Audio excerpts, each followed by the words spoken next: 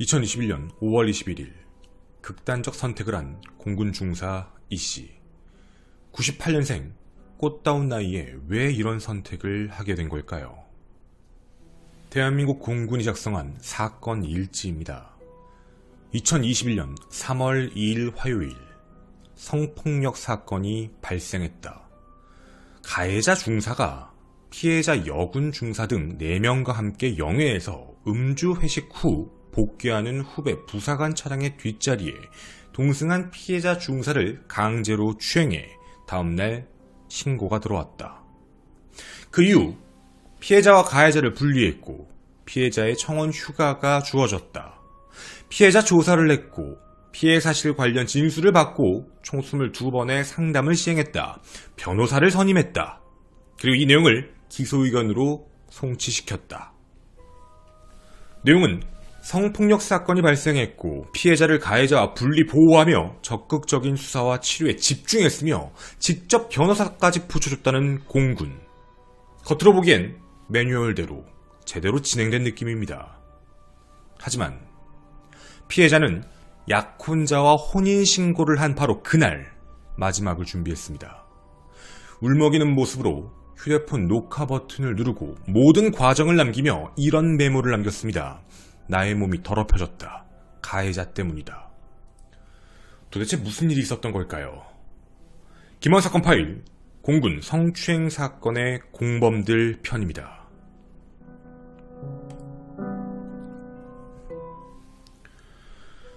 안녕하십니까. 전국 유튜브 독자 여러분, 아프리카TV 시청자 여러분, 김원입니다.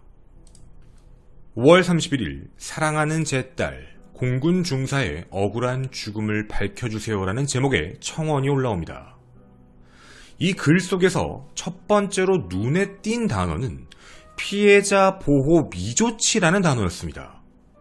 분명 공군에서 밝힌 자료에는 피해자 보호를 한 것처럼 되어 있는데 말이죠. 뿐만 아니라 이 내용엔 조직적인 은폐, 압박 이런 내용이 적혀 있습니다. 누구 말이 맞을까요? 도대체 무슨 일이 있었던 걸까요?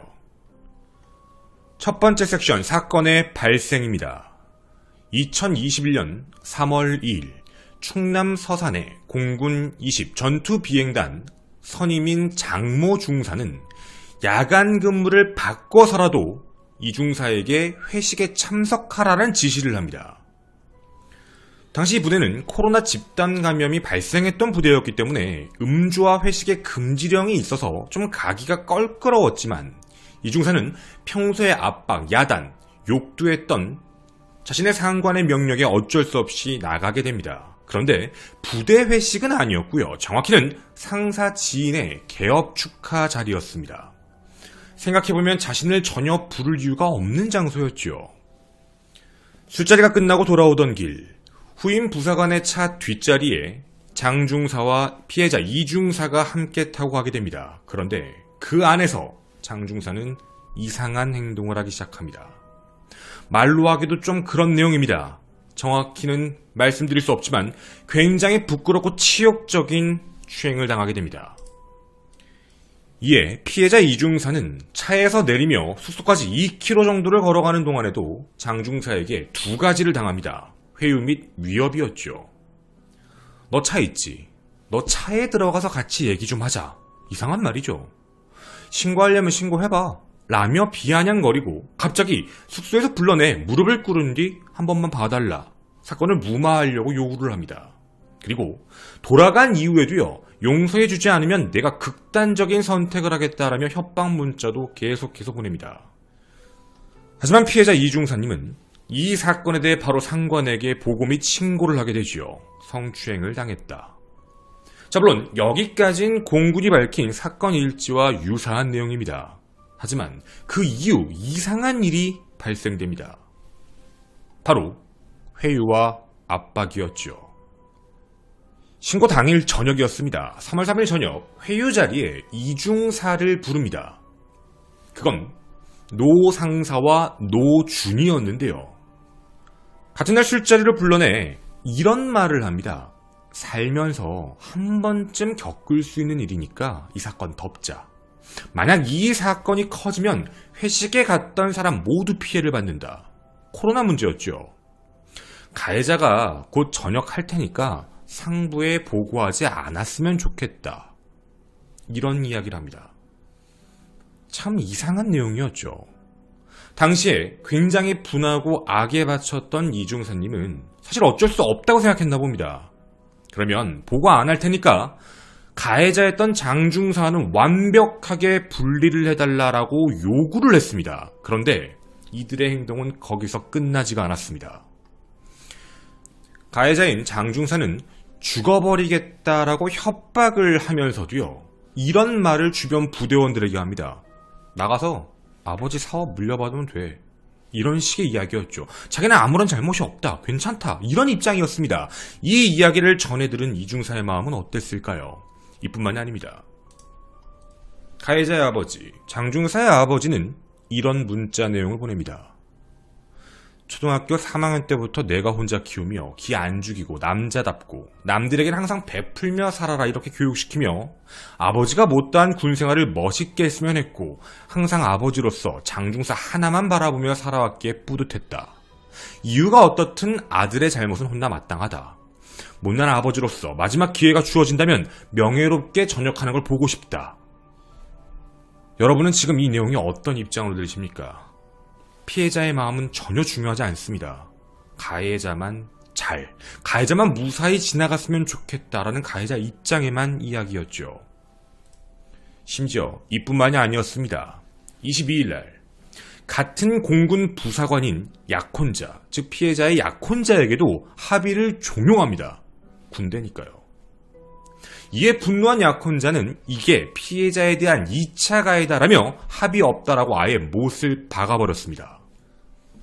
약혼자가 그렇게 행동을 한다라는 것도, 하지만 피해자의 입장에서는 굉장히 많은 무서움이었을 겁니다. 두려움이었겠죠. 결국 이중사는 급성 스트레스 반응으로 불안장애, 불면증으로 3개월 이상의 치료 진단을 받습니다. 협박으로 봐야 될 집단적 회유, 압박, 더 이상 버틸 수 없다라는 암시와 함께 한 번 더 피해를 호소해 결국 공군 본부까지 이 사건이 보고된 것으로 확인되었죠. 이중사는 4월 15일 성고충 담당관에게 내가 극단적 선택을 할 수 있다는 장문의 이메일을 발송합니다. 그리고 공군 본부가 그걸 확인하고 이렇게 결정을 합니다. 15비행단 즉시 전출. 부대를 옮겨갔던 겁니다. 하지만 그 고통은 끝나지 않았습니다. 첫 번째, 전출대 이동한 15비행단에서의 고통이 시작됩니다. 가자마자 전화 한 통화가 왔죠. 코로나 검사 했냐 안 했냐? 사전에 지시도 없던 코로나 검사를 안 했다는 이유로 혼이 난 겁니다. 질책을 당한 것이죠. 그리고 원래 자신이 쉴 수 있는 날짜보다 이틀 먼저 출근을 지시시킨 뒤 그 이후부터 계속 야근을 시킵니다. 뿐만 아니라 성폭력 피해 신고 뒤 2주의 휴가 동안 날짜 시간별 뭘 했는지 적어서 다시 제출해라. 이런 식이었죠. FM대로 갈 거다. 이런 식으로 압박을 했던 겁니다. 너는 피해자가 아니라 관심병사다. 거의 이런 취급이었습니다. 이런 상황에서 가장 걱정됐던 사람은 당연히 약혼자였습니다. 해서 약혼자는 부대를 옮긴 지 나흘 만인 21일 같은 부대로 전출 신청을 하기 위해 그래서 혼인신고를 서둘렀던 겁니다. 혼인신고를 냈던 그 당일날 혼인신고를 위해 반차를 낸다는 이중사에게 상관은 또다시 뭐라고 얘기를 합니다. 원칙대로 대대장한테 직접 보고해라. FM대로 해라. 이런 식이었지요. 결국 이 모든 압박을 견디지 못한 이중사님은 약혼자와 혼인신고를 한 바로 그날 극단적 선택을 하셨습니다. 두 번째, 이중사님을 도왔던 국선 변호인에 대한 문제가 생깁니다. 참 이상한 일인데요. 이번에 유족분들은 민간 변호사를 원래 선임할 생각이었는데 공군 측에서 이렇게 얘기했다고 합니다. 잘 챙기겠다. 우리가 변호사를 붙여주겠다. 이런 내용이었습니다. 해서 그걸 믿고 기다렸는데 피해자가 사망할 때까지 단 한 번도 직접 면담을 한 적이 없습니다. 사건을 맡고 50일이 지난 4월 27일 처음으로 전화통화를 했죠. 근데 그 전화통화도 이런 내용이었습니다. 자기가 지금 결혼식이 있는데 군, 검찰, 피해자 조사에 같이 못 간다. 해서 그러면 대리라도 다른 변호사를 좀 붙여달라라는 요청에도 아예 답도 하지 않았습니다. 정확히는 국선 변호인 자체가 사건에 관심을 두지 않았다라는 내용이었죠. 어떻게 이런 일이 있을까요?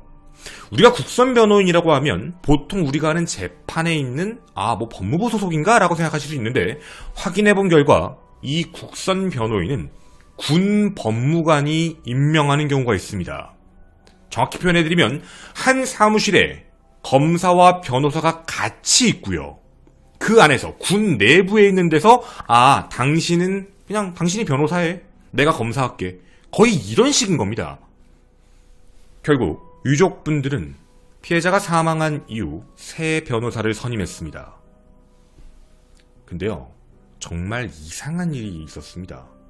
새로운 변호사가 선임됐으니 새로운 민간 변호사는 국선 변호사였던 사람, 그 사람에게 그동안 냈던 조사했던 내용, 고소장, 진술 조서 이런 것 좀 달라. 기본적인 거죠. 당연히 줘야 되는 겁니다. 그 자료를 달라고 요청을 했더니 국선 변호사, 정확히는 군 법무관이죠. 그는 이런 답을 합니다. 자료 없다. 자료가 없다라는 말을 과연 믿어야 될까요? 아니, 만약에 믿는다면 아무것도 안 한 겁니다. 거기서 끝나지 않았습니다. 조금 전에 말씀드렸던 이 상황. 우리가 국선 변호인이라고 하면 법무부에 있는 검사랑은 다르다라고 보실 수 있겠지만 지금 여기는 군 법무관입니다. 군 법무관으로 임명하는 경우가 있다 보니 이 안에 다 같은 사무실에 있는 격이지요.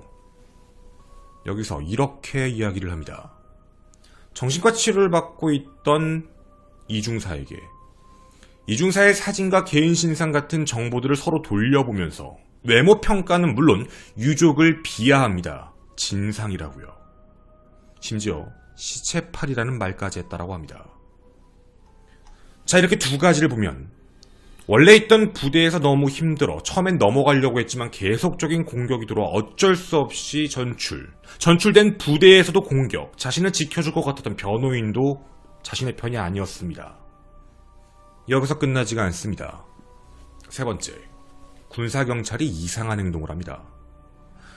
3월 성추행 당시 음성이 담긴 블랙박스를 이미 확보합니다. 하지 말아달라. 앞으로 나를 어떻게 보려고 하냐. 이런 목소리가 들어가 있었지요. 즉 증거가 명확히 있음에도 불구하고 불구속 수사를 합니다. 그리고 사건 초기에 장중사의 핸드폰을 확보해서 압수수색 영장을 받았으니 갖고 와야 되는데 갖고 오지 않습니다. 그냥 두고 있다가 피해자가 사망한 이후인 5월 31일 확보합니다. 또 사망한 채 발견된 후 국방부 조사본부에 이 사실을 보고하면서 이렇게 보고합니다. 단순 변사. 이 사건이 단순 변사인가요? 성추행 피해를 입은 사실도 가해자인 장중사에 대한 조사가 진행 중이다라는 내용도 보고를 하지 않습니다. 누가 도움을 준 걸까요? 누가 피해자의 편에 선 걸까요?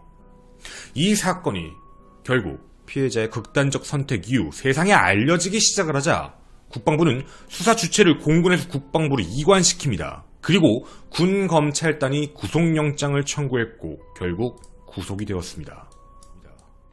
지금까지의 내용을 보면 과연 누가 도와줄 수 있던 상황일까요? 도움을 줄 수 있는 사람 아무도 없습니다.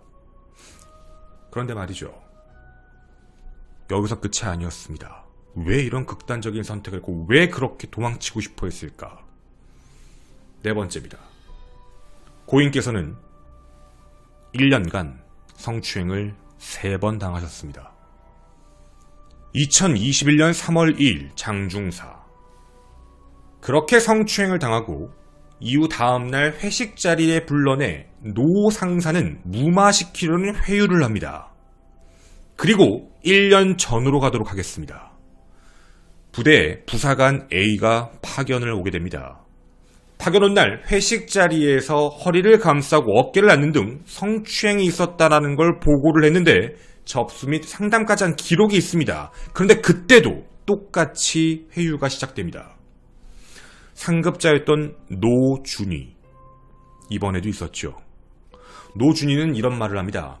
이 사람 이렇게 강제전역시키면 연금도 반밖에 못 받는다. 1년 전에도 피해자였던 이중사, 혼자 철야 근무를 하고 있던 어느 날 밤 갑자기 찾아와 가해자가 무릎 꿇고 사과를 합니다. 당연히 분리조치가 안 된 상황이죠. 무서울 수밖에 없습니다. 일단 알겠다라고 지나갔죠. 거기서 끝나지 않았습니다. 노준이는 다른 자리에서 이중사를 성추행합니다. 정확히 말씀드리면 회유를 했던 그 사람이 다른 자리에서 성추행을 한 의혹이 있다는 것이죠. 그 근거가 있었습니다. 당시 남자친구에게 회식 때마다 내가 왜 이런 일을 당해야 되는지 모르겠다라는 글을 남겼었습니다. 1년 전에도 1년 후에도 지켜주는 사람은 아무도 없었습니다. 당연히 이 장소를 떠나고 싶었을 겁니다. 자, 그러면 2021년 3월 2일 그 사건 이후 자신을 회유했던 사람 1년 전에도, 그리고 그때 당시에도 자신에게 성추행을 했던 사람이 이번에 와서 한 번만 또 지나가자, 괜찮다, 조금 더 지켜보고 전역할 때까지 기다리자, 이런 이야기를 했을 때 어떤 생각을 했을까요? 누가 그녀를 지켜줄 수 있었을까요? 추행한 사람, 무마하려 설득하는 사람, 그리고 그런 사람조차에게도 다시 성추행을 하는 상황. 98년생이었던 이중사는 버틸 수 있었을까요? 지켜주고 싶었던 당시 남자친구자 약혼자, 현재는 법적으로 남편인 부사관에게 가해자들이 이런 말을 했다라고 합니다. 가해자의 인생, 가해자가 명예롭게 퇴직할 수 있었으면 좋겠다. 가해자의 인생이 불쌍하지 않느냐. 그래서 용서를 해줬으면 좋겠다. 저는 김원희였습니다. 삼가 고인의 명복을 빕니다. 감사합니다. 뒷이야기 가겠습니다. 당시에 골프를 쳤는데 그것도 보고를 감췄다부터 이제 피해자가 사망해서 발견된 그날, 그리고 공군참모총장이 책임을 지고 떠난다, 이렇게 해서 지금 현재 상황이 이렇게 되고 있죠. 그냥 저의 개인적인 생각입니다. 진짜 책임을 지고 떠난다. 왜냐면 보고를 받았는데 보고를 받고 지나갔던 상황이 현재도 공개가 됐으니까 진짜 책임을 진다라는 말이 무슨 뜻일까라는 생각이었어요. 나가야죠. 근데 옷 벗는 건 알겠는데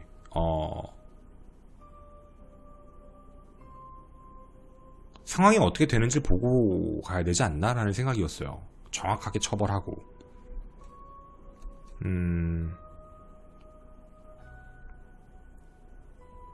참 많은 생각이 들어요. 이 내용을 함부로 얘기하기도 어려운 게 모든 집단을 욕하고 싶지도 않기 때문에 참 조심스러운 면이 없지 않아 있는데, 왜 그랬을까라는 생각보다도 자신들이 하는 그 나쁜 행동에 대해서 얘기하지 못하게, 얘기하면 안 되게 압박을 가하고, 그리고 얘기해도 크게 달라지는 걸 없다라는 걸 아마 느끼지 않았을까라는 생각이에요. 이게 여러분, 만약에 군대가 아니라 우리가 지금 살고 있는 일반적인, 그러니까 이제 군법 쪽이 아니라 이런 사회에서 이런 일이 발생됐다라고 하면 어떻게 될까요? 난리 날 거예요. 진짜로. 이게 말이 안 되는 거잖아요. 법무부에서도 이상하게 해, 경찰도 이상하게 해, 이런 내용이 돼요. 이게 만약에 이렇게 돼버리면 경찰 쪽에서 수사 제대로 안 하고, 구속영장도 안 하고, 압수수색도 안 하고, 검찰 쪽에서는 검사 중에 한 명, 법무관 중에 한 명이 내가 변호해줄게요, 그 변호도 안 하고, 자기들끼리 같은 데 있고, 누가 봐도 이상하잖아요. 누가 봐도 말도 안 되는 내용인 거예요. 근데 지금 이런 상황이 군 내부에서 있었던 거예요. 근데 내용을 보면 변호사로 선임된 사람 자체가 과연 뭘 했을까라는 생각이거든요. 아무것도 안 한 것 같아요. 그러면 고인께서 할 수 있는 행동이 뭐였을까라는 생각이에요. 제가 봤던 어떤 글 중에 이런 글이 있었어요. 그렇게 힘들면 그냥 그만두지, 그냥 나오지, 왜 그런 극단적 선택을 해? 물론 안타까워서 그런 말을 하시는 분들이 있을 거라고 저도 생각은 하지만, 역으로 생각하시면 고인께 이 직장, 군대가 어떤 곳이었을까를 생각해봐야 되는 게 맞거든요. 어릴 때부터 군인이 되고 싶어 하셨대요. 그러니까 자신의 전부라고 생각하고 바라봤던 공간에서 이런 일을 겪었을 때, 세상에 나올 때 그게 사실 쉽지 않잖아요. 그러니까 그런 얘기를 사실 함부로 하면 안 되는 말이거든요. 어떤 분들이 부모님 가슴에 대목을 박은 거 아니냐 뭐 이렇게 말씀을 하시는 분들도 봤는데, 그건 이제 정말 이제 개인적인 생각인 것 같아요. 이게 고인께서 어떤 생각을 갖고 어떤 꿈과 어떤 미래를 그리면서 그 안에 있었는지 생각해보면 그게 모든 게 사라져버렸다라고 보게 되면 사실 그 부분을 어떻게 우리가 함부로 얘기할 수 있는 문제가 아닌 거니까. 제가 이거 내용 사실 좀 많이 알려지고 주목을 받는 내용이라고는 생각은 하지만 저는 이렇게까지 많이 갈지 몰랐어요. 이렇게까지 많은 사람들이 연관되고 이렇게 오래됐나? 라는 생각이 들었었어요. 저희가 예전 방송에서도 가끔 했던 얘기긴 한데 이걸 스스로 극단적인 선택을 했다라고 하는 게 맞을까? 라는 생각이에요. 피해자는 살려고 했어요. 피해자는 어떻게든 버텨보려고 한 거거든요. 참아보려고 하고 지나가 보려고 하고 바꿔보려고 하고 어떻게든 상황을 바꿔보려고 했는데 그게 안 된 거잖아요. 안 되다가 결국에는 선택을 그거밖에 할 수 없는 상황이었으니까.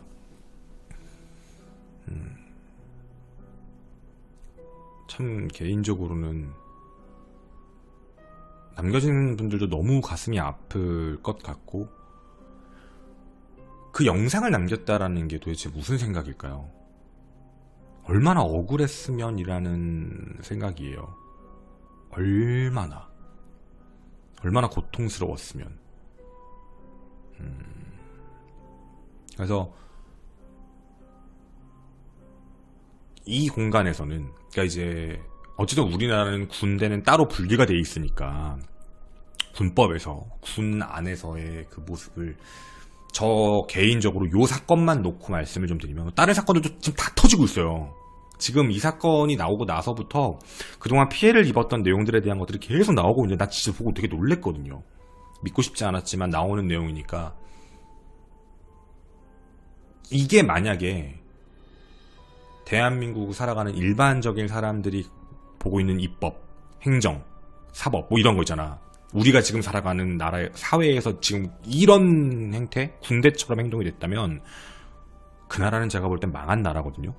사실 저 개인적인 소시민적 생각이에요. 말이 안 되잖아요. 누굴 믿어요? 믿을 사람이 없어요. 법도 경찰도 다 자기들끼리, 높은 사람들끼리 알아서 해먹으니까. 그럼 이걸 도대체 어떻게 어디 가서 무슨 얘기를 해요? 우리가 살아가는 사회면 진짜 말도 안 되는 내용이거든요. 그러면 우리가 살아가는 현재 이 민간적인 사회에서 그러면 나라가 진짜 썩어 문드러졌다라고 얘기해도 현찬을 판국인데, 그걸 역으로 갖다 붙이면 지금 이 사건이 발생된, 뭐 다른 군이 그럴진 모르겠지만 이거 썩어 문드러진 거예요. 사실 썩었죠. 이걸 누가 안 썩었다고 할 거야. 그래서 저는 이번에도 어떻게 지나갈지는 모르겠지만 제대로 할 거라고 믿어요. 이제 분명 대통령의 지시도 있었죠. 대통령께서 직접 가서 조문도 하시고 엄중하게, 저는 어떤 결과가 나오는지 지켜볼 거예요. 그리고 지켜봐야 되는 게 맞죠. 어떻게 바뀌는지. 그리고 마지막으로 부탁드리고 싶은 건, 인간 같지도 않은 애들로 우리들끼리 싸우지 않았으면, 매번 하는 얘기죠. 인간 같지도 않은 애들 때문에 젠더 싸움으로 벌어지지 않았으면 좋겠어요. 그들이 원하는 걸 수도 있죠. 우리들끼리 싸워버리는 거, 젠더 싸움 하는 거, 난리가 나는 거. 그럼 그들이 원하는 대로 논점 벗어나서 또 딴 데로 가는 거예요. 그렇게 당하지 않았으면 좋겠어요. 그리고 책임자부터 은폐했던 모든 사람 다 찾아내서 물어야죠. 죄를. 그리고 저는 지금도 생각이 변하지 않아요. 스스로 극단적 선택을 하게 되는데 이유가 존재한다면, 그리고 그 과정에 대한 부분이 명확하게 보여서 결국엔 그 선택을 할 수밖에 없었다라고 한다면 저는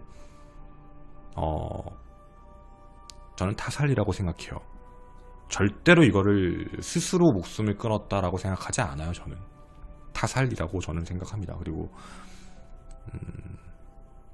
기억해 주셨으면 좋겠습니다. 감사합니다.